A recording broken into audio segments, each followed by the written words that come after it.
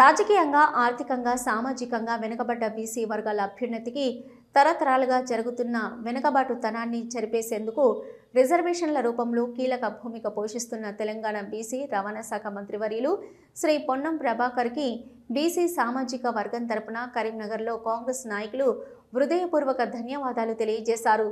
కాంగ్రెస్ నాయకులు వెలిచెల రాజేంద్రరావు, పద్మాకర్ రెడ్డి తదితరులు మాట్లాడుతూ ప్రజాప్రభుత్వంలో బీసీలకు విశిష్ట స్థానం కల్పిస్తూ రాజకీయ స్థిరత్వంతో పాటు సామాజిక న్యాయాన్ని ఆచరణలోకి తెచ్చేందుకు అందిస్తున్న కృషి అమూల్యమైనదని కొనియాడారు.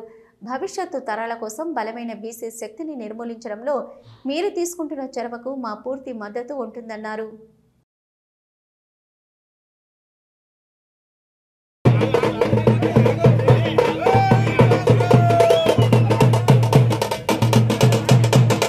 తెలంగాణ కోసం ఎట్లనైతే పోరాటం పార్లమెంట్లో చేసినాడో, తెలంగాణ సాధన కోసం ఎంత యాతన పడ్డాడో, ఈరోజు బీసీల 42% కోసం కూడా అదే రకంగా యాతన పడి అన్ని స్టెప్పులు అధిగమించి ఫైనల్ క్లైమాక్స్ స్టెప్ 50% ఏదైతుందో అధిగమించేలాగా బిల్లు కూడా పెట్టి, ఆర్డినెన్స్ కూడా పెట్టి, ఈరోజు జీవో రూపకంలో కూడా తీసుకొచ్చి 42% ఏదైతుందో బలహీన వర్గాలకు ఇవ్వడానికి నిర్ణయించే డిసిషన్లో ప్రధాన పాత్ర పోషించినందుకు ఆయనకు నా ప్రత్యేక అభినందనలు.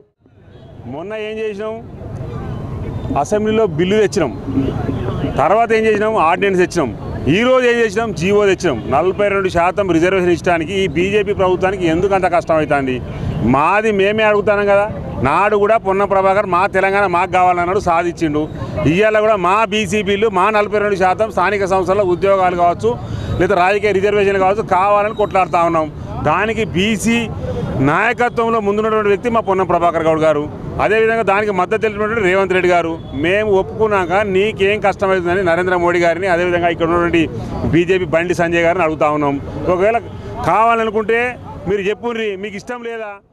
ప్రజాపాలన వచ్చిన తర్వాత బీసీ రిజర్వేషన్ బిల్లును ఆమోదించిన తర్వాత దానికి అడ్డంకులు సృష్టించినటువంటి బీజేపీ బీఆర్ఎస్ ప్రభుత్వం రెండు కుళ్ళు కుతంత్రాలతోని రాష్ట్రపతి దగ్గర ఆర్డినెన్స్ ఆపిన సందర్భంగా నిన్న జరిగినటువంటి అసెంబ్లీ వేదికగా బీసీలకు 42% రిజర్వేషన్ బిల్లును ఆమోదిస్తూ చట్టం చేసిన సందర్భంగా మేమందరం కూడా గౌరవనీయులు ముఖ్యమంత్రి రేవంత్ రెడ్డి గారికి, మంత్రివర్యులు పొన్నం ప్రభాకర్ అన్న గారికి కృతజ్ఞతలు తెలుపుతూ రాబోయే రోజుల్లో తెలంగాణ రాష్ట్రంలో ఏదైతే కాంగ్రెస్ పార్టీ మాట ఇస్తుందో ఆ మాట కట్టుబడి నిలబడుతుందని చెప్పడానికి నిదర్శనమే ఈరోజు తెలంగాణ రాష్ట్రంలో జరిగినటువంటి చట్ట సవరణ, అదేవిధంగా బీసీ బిల్లు. దీన్నంతా కూడా యావత్ భారతదేశం మొత్తం కూడా సిగ్గు శరంతో బీజేపీ బీఆర్ఎస్ ప్రభుత్వంతో పాటు అధికారంలో ఉన్న ఎవరు కూడా అయినటువంటి విధంగా ఈరోజు కాంగ్రెస్ పార్టీ చేసిందని ఈ చట్ట సవరణతోనే మనందరం కూడా చూసుకోవచ్చు.